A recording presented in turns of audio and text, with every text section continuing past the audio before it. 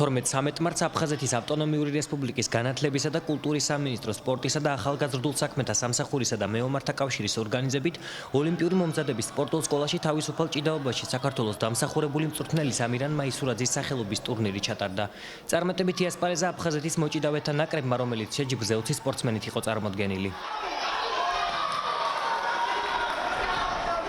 ეს ტურნირი მეორე წელია ტარდება. 16 წონით კატეგორიაში ვატარებთ.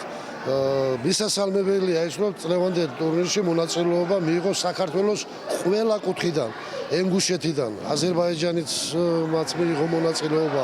სულ 311 მონაწილე ღებულობდა ამ ტურნირში მონაწილეობას. ჩატარდა საქართველოს დამსახურებული მწვრთნელის ამირან მაისურაძის სონესადმი მიძღვნილი ტურნირი თავისუფალ ჭიდაობაში, სადაც მონაწილეობას ღებულობდა თითქმის მთელი საქართველო.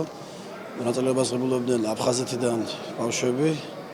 ფინალში იჭიდავეს 3 მონაწილემ, 2 დაიკავა პირველი ადგილი ლუკა წიფიანმა, ბაკო კანტიძემ, ხოლო მეორე ადგილზე გავიდა ნიკა მათიაშვილი.